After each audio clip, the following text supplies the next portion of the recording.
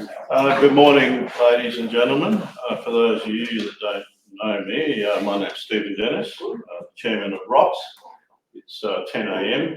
and that's the nominated time for the meeting. I think everyone that was going to register ought to have done so by now.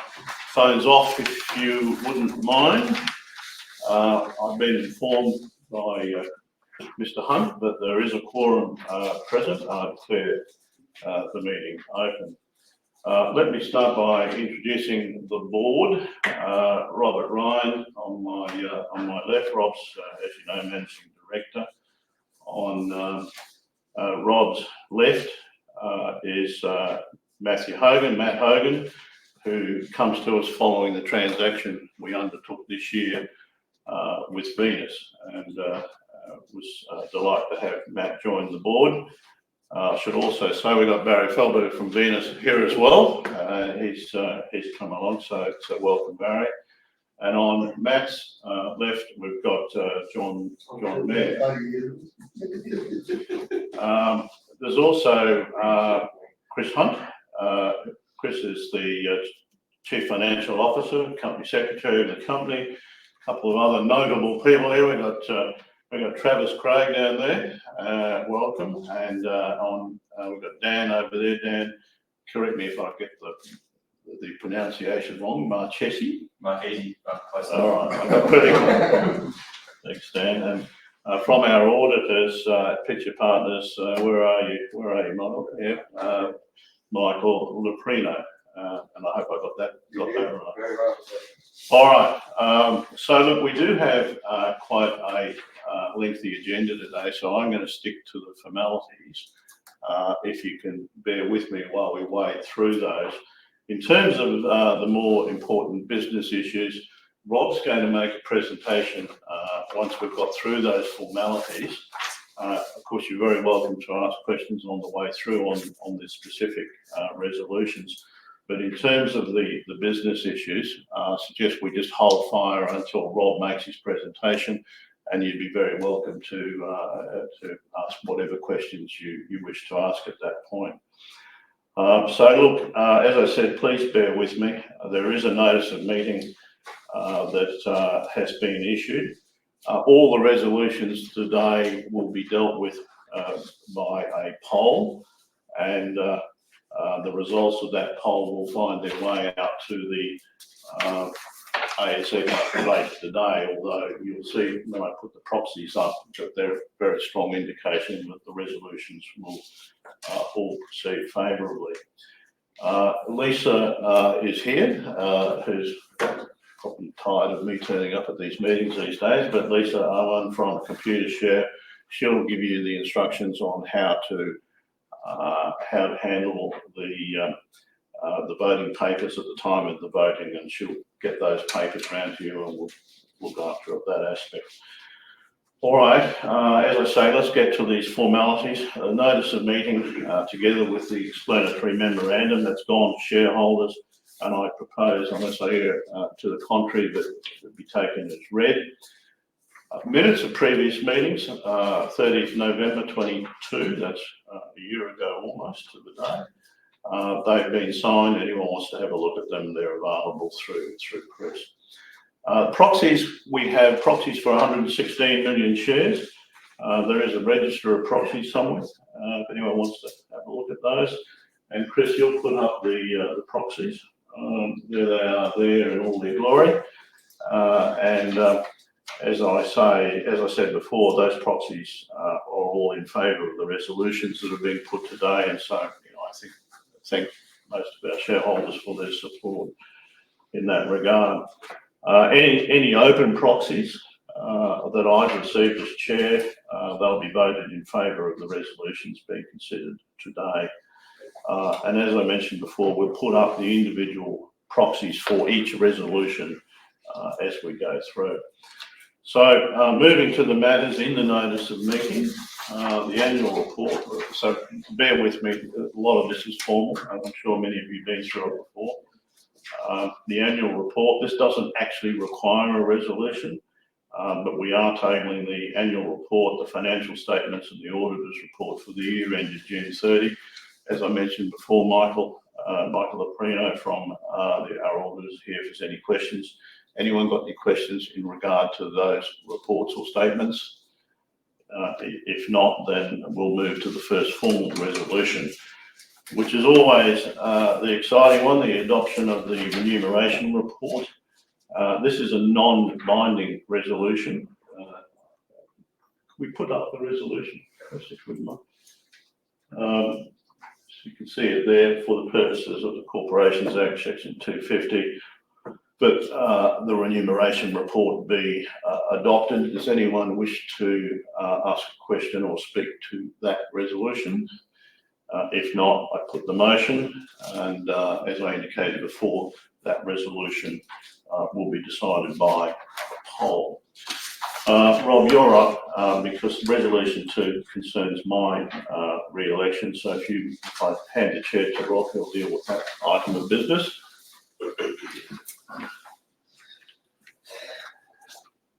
Thank you, Stephen. I now move to resolution 2, which is the re-election of Stephen Dennis as a director, and that the meeting considers and if thought fit to pass with or without amendment at an ordinary resolution to the following: that pursuant to and in accordance with Listing Rule 14.5 and Clause 13.3 of the Constitution, and for all other purposes, Mr. Stephen Dennis retires by rotation and being eligible is re-elected as a director on the terms and conditions in the explanatory memorandum.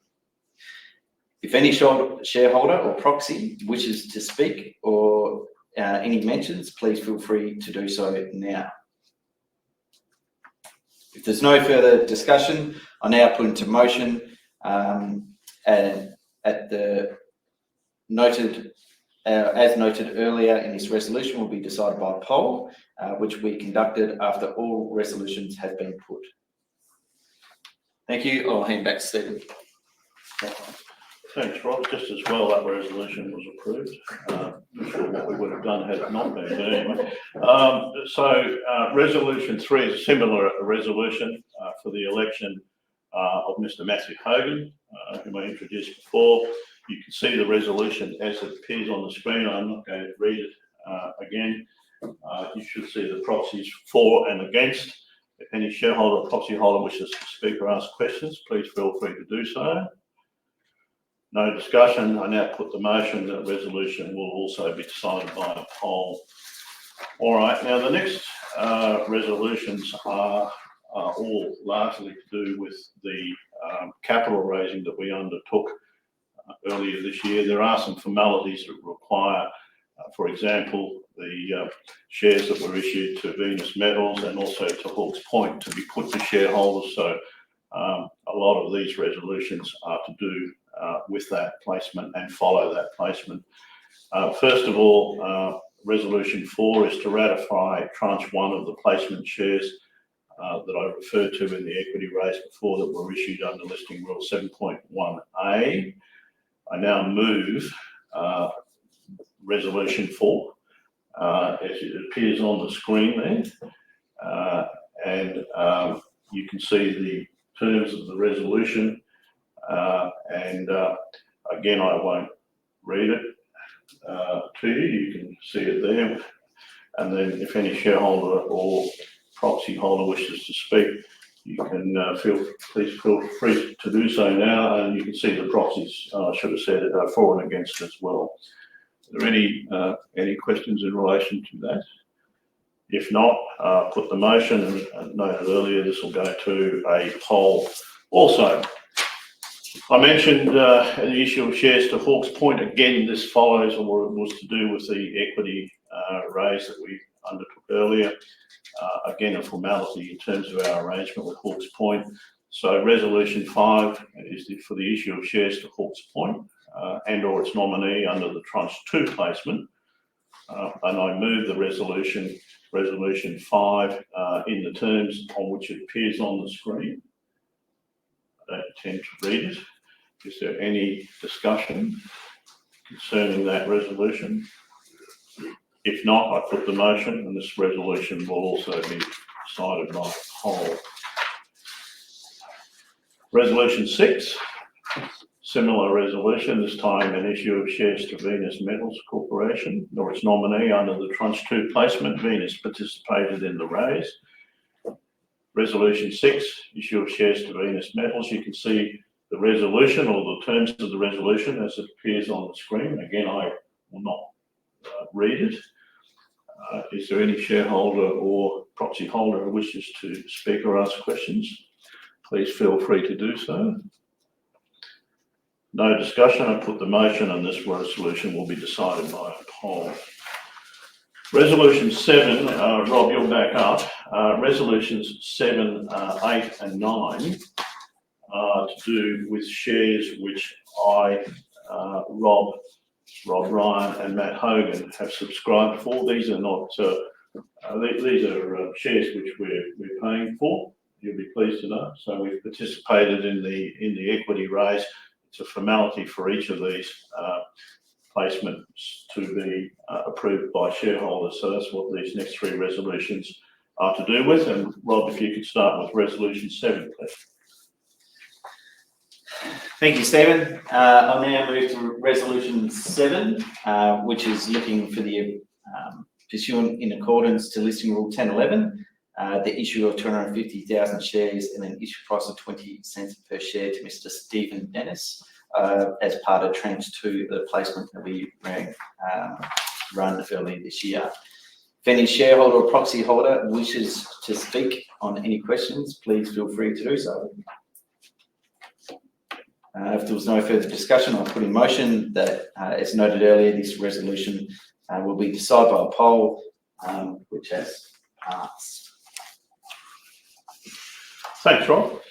Resolution 8, similar resolution to the one that applied to myself. This is a resolution for the issue of shares to Mr. Robert Ryan, his nominee, tranche 2 placement again.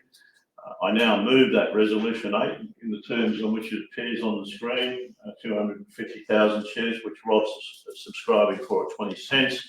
Any shareholder, proxy holder wishes to speak or ask questions, please do so. No discussion. I put the motion and that will go to a poll. Excuse me. Resolution 9, again, similar resolution, this time an issue of shares to Mr. Matthew Hogan, tranche 2 placement.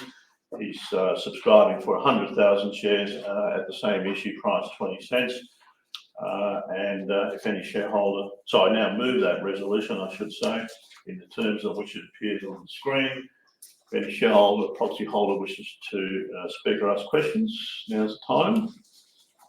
If not, I now put the motion and that will go to a poll also. So resolution 10, this gives us 10% placement capacity beyond the as of right 15% placement capacity that we have. This is actually a special resolution. I will move it. However, I will read this resolution that pursuant to, and you can see it on the screen here, but that pursuant to in accordance with listing rule 7.1A, for all other purposes, shareholders approve the issue of equity securities of up to 10% of the issued capital of the company at the time of the issue, that is, calculated in accordance with the formula prescribed in listing rule 7.1A.2 and on the terms and conditions on the explanatory memorandum. Any shareholder or proxy holder wishes to raise questions? If not, put the motion and this special resolution will be decided by a poll. Resolution 11 is approval of the proportional, apologise for the resolution 11 on my paper here is the same one as resolution 10, but it's actually the proportional takeover provisions. Again, I'm going to read this resolution. Resolution 11, this is for the renewal of proportional takeover provisions. Is in the following terms: that pursuant to, in accordance with section 648G of the Corporations Act and for all other purposes, the proportional takeover provisions contained in clause 11 of the Constitution be renewed for a further period of 3 years with effect from the date of this meeting. any shareholder, proxy holder. Yes, sir. What's this for? I don't understand. What this does is it stops someone making what's called a proportional bid for the company and getting basically control by not making a full takeover for the company. And so what this does is it puts that matter into the hands of the shareholders. It prevents someone from getting proportions of shares and getting control that way and avoiding making a full bid. So the shareholders have that matter in their hand, and it's up to them as to whether or not that should be allowed to occur. So that's just the general voting. It's not specified for something to happen. Well, it requires something to happen. It requires someone to come out and make a proportional. They're quite rare these days, by the way. So everybody do it? Yeah, most companies do this. And what it's designed to do is to stop bidders getting hold of the company without giving all shareholders the opportunity to participate in that. Because in a proportional takeover, as the word suggests, only a proportion of shares get bought, they get control, and you don't get a full bid for the company. And what this is designed to do is to either force a full bid or have shareholders approve the terms on which a proportional takeover is made. So it's got nothing to do with stopping a bid or entrenching management or boards or anything like that. It's designed to benefit shareholders. All right, thanks for that. If there's no further discussion, I'll put the motion. Resolution will be decided by a poll. All right, Lisa. So that's the resolution. Thanks for your patience in working through that. We now will conduct the poll, and I'm going to hand over to Lisa from Computershare, and then after the poll, Rob will come back, but Rob will make a presentation on the company. Thank you, Chair. We'll now conduct the poll on all resolutions. The persons entitled to vote on the poll are all shareholders, representatives and attorneys of shareholders and proxy holders who hold green admission cards. On the reverse of your green admission card is your voting paper and instructions. Proxy holders have attached to their admission card a summary of the proxy votes, which details the voting instructions. By completing the voting paper, you are deemed to have voted in accordance with those instructions. In respect of any open votes a proxy holder may be entitled to cast, you need to mark a box beside the motion to indicate how you wish to cast your open votes. Shareholders also need to mark a box beside the motion to indicate how you wish to cast your open votes. Please ensure you print your name and sign where indicated. I will now come around the room and collect the poll cards. If you do require assistance, please let me know.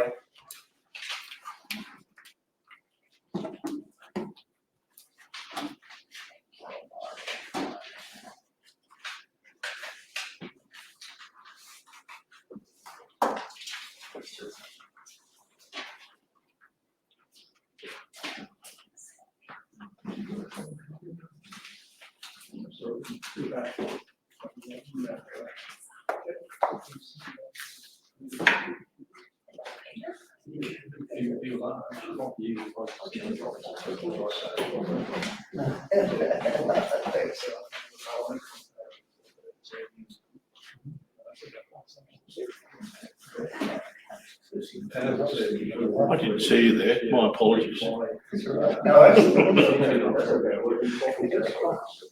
Looking very informed.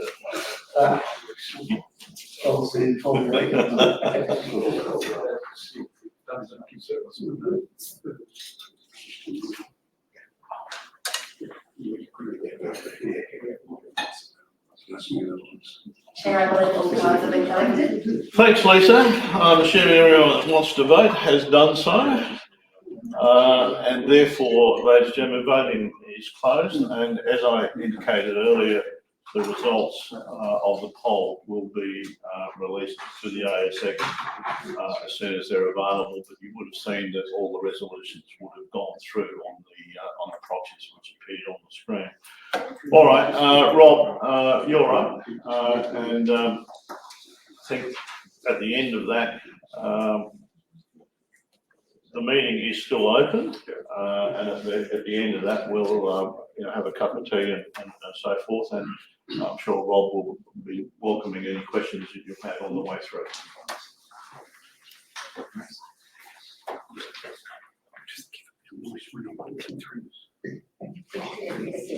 What do you want to do?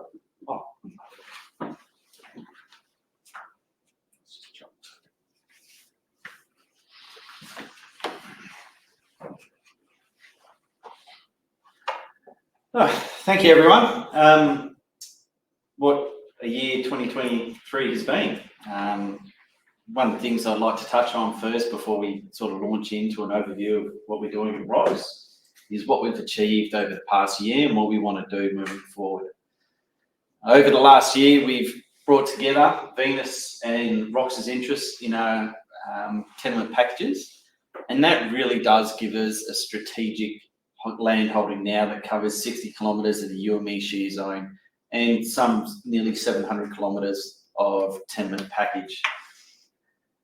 What we intend to do with this project as we move it forward is not only get full value out of the gold project for our shareholders, but making sure that we're looking at some of this regional tenure and really extracting the value from that as well. We've conducted a major drilling campaign on our resource, and specifically the link area, which almost looks like an inherent repeat of the main UME main lode to the north. It's given us an increased resource confidence. There was a lot of inferred material in that resource. We were targeting to sort of convert 200,000 to 300,000 ounces in that link area into indicated material. And I think we'll be surprised about how well that drilling's gone to date. We've used a lot of new data in that resource model as well that will be released early next year. And that'll help us really define what is going on in that mineralised system because we've done a lot of work structurally in understanding that whole area. Our near mine exploration has been a success with the discoveries in Midway and Paddy's. Midway sits about 300 metres out in the hanging wall of the UME main lode and very accessible from current underground workings.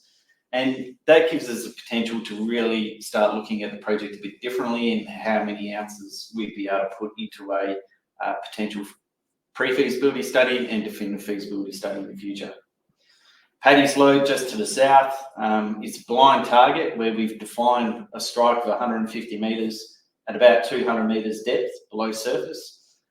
We expect that to continue further down plunge as well. The regional exploration is just starting up with our first results coming from Currans, and there's some key learnings about what we found at UME that we can start looking to apply in some of these regional areas to maybe test things a little bit differently. There's probably more influence in some of the main structures that run off that UME shear zone that we really need to understand regionally that we'll look to sort of target in the near future. Our resource update, as I said, it's well underway. We're going through the finer detail of it now, and that should be released early next year. We intend to use that as a base case for our pre-feasibility study. Pre-feasibility study be due out in June of next year. We'll start undertaking metallurgical test work and mine design and scheduling shortly, and that'll lead into an updated process plant design early in the new year. Our regional near mine programs will continue. As I said, with what we've learned at the UME main area, with offsetting faults and potential some of those mineralised lodes coming through the surface and the impact of some of those targets deeper below the weathered and transitional profile, we'll use our knowledge gained at UME main to apply that to some of the regional programs.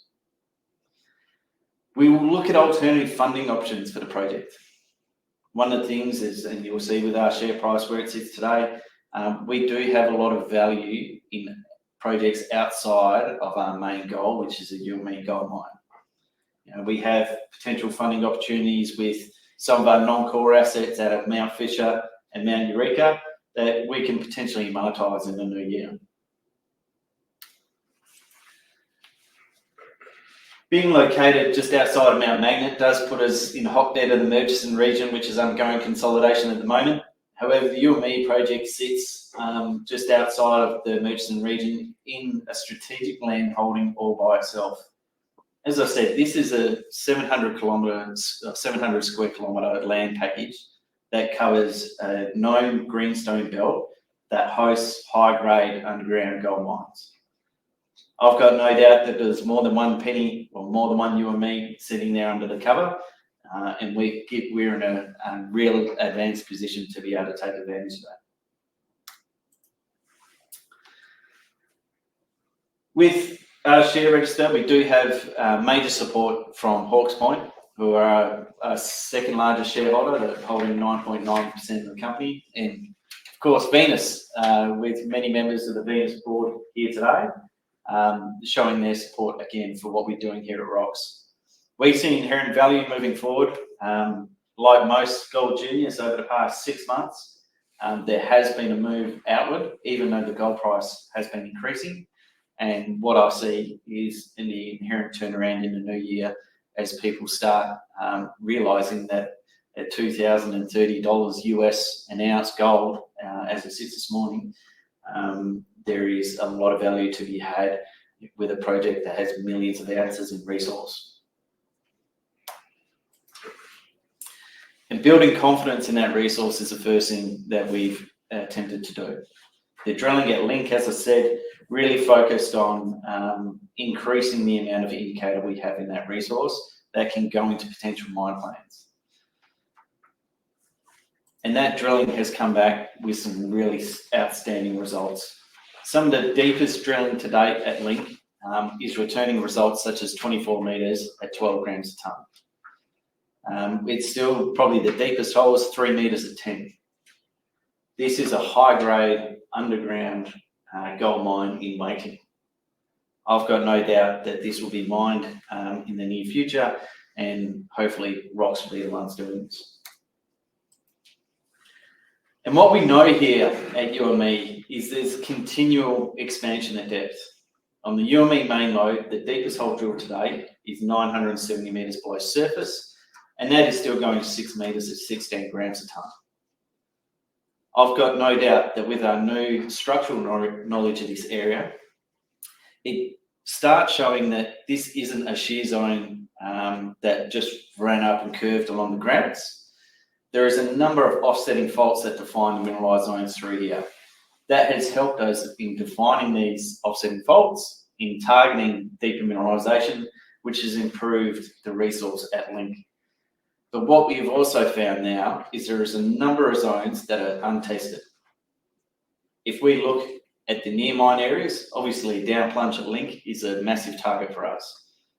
If we start looking between main lode and the Link area, there is a corridor that is just undrilled. And that's largely due to some surface placement of the waste dumps on surface. But there is a whole area between the main lode and Link that is undrilled.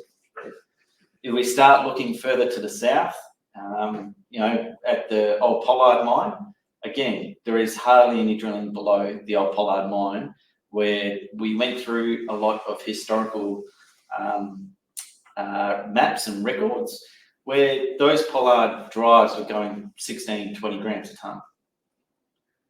And here we have an area that is basically unmined and undrilled directly below that. And even moving forward, when we start looking at the structural orientation, we still have paddies, which looks to be an offset the UME main lode 200 metres to the south. This is a whole area that is open at depth. It's a blind target. There's no mineralisation at surface. It's never been mined, and we've defined a 150 metre strike at about 200 metres of depth. We expect that as long as we continue to drill that down plunge, we'll continue to get good results. And utilising our knowledge of what we've found at the main lode with these offsetting structures and their impact on mineralisation, we'll be able to apply that to the regional corridor and start targeting some potential further high-grade mineralisation. Our near mine discoveries are the first thing that we'll look to use to grow the resource base. with Paddy's and Midway already providing excellent near mine growth opportunities. And when we start utilising IP work to define these trends below surface, we will hopefully be able to find these mineralised structures, drill them below the weathered profile, and be able to get more ounces into a mine plan. When we start looking at the south of this granite contact, there's probably anywhere between 50 metres to 30 metres of transport cover. And as you start looking below that depletion zone, there's probably about another 50-metre depletion zone. So we need to use other geophysical techniques in order to better target the mineralisation at depth. We've already conducted a survey in the area, and we await the results of some of those targets. The regional prospectivity, where you have these splays off the UME main shear, sometimes you get the secondary structures really what offsets mineralisation, similar to what we see at UME. Now, where we've got currents fine, there's a number of sort of tertiary structures in this area that do have high-grade mineralisation associated with them. Now, whether these lead to a secondary structure off the primary UME shear zone is yet to be seen, and an exploration opportunity for us as well. Further to the south, since acquiring 100% of the asset, it's allowed us to go further south and start doing soil samples. And whilst doing that program, we've also identified a number of pegmatites on surface as well. Venus actually did some very good work earlier this year. They're a little bit ahead of where we were, mapped some outcropping pegmatites and had up to sort of 4.6% lithium oxide in rock samples. Now, we've worked backwards from there onto our own tenure and done a number of mapping programs as well as soil samples and rock chip assays, and we await to see the results of that moving forward. Now, all of these things have the potential to add upside to our scoping study. Our scoping study that was released last year had about a 70,000 ounce per annum project. I looked at the scoping study and thought there was a lot more material here that we could look to convert into indicated, and rather than stretching that mine life out, let's have a look at different mining opportunities and looking to improve the overall production scenario. That's something that I believe will be achievable moving forward. If we're able to convert another 200,000 to 300,000 ounces of indicated material, that'll be able to give us a program whereby we then look to expand upon and maybe achieve 20 to 30% increase on that production rate as we move into pre-feasibility study. Now, I've mentioned earlier, when you start looking at the increase in gold price over the past 6 or 8 months, there has been an inherent retraction in the gold indices. Now, that has gotten exacerbated over the last probably 6 months. Where we're sitting at today with rocks, for what we have in the ground, we're significantly undervalued, and we're looking to make changes to show the upside of the project for future investors. There is a lot of upside to our scoping study. As I said, if I start looking at those metrics, there's potentially a 20 to 30% increase that we can do in the pre-feasibility study. If we look at some of the near mine discoveries, so Midway, Paddy's Low, etc., drilling these assets out will be able to further increase that production target and be able to give us the ability to be effectively a mid-tier gold miner moving forward. The regional exploration is a land package that is enviable to any mid-tier gold producer. It is 700 square kilometres of greenstone belt. This isn't moose pasture. This is highly fertile exploration tenure that Rox now has 100% of the rights for. Thank you, everyone, and I'll hand back over if there's any questions or queries. Maybe some questions, Rob, comments?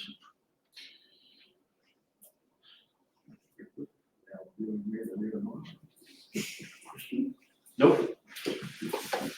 Thank you. Right, this is the first year we haven't got any questions. No questions. Can't raise the questions for quiet.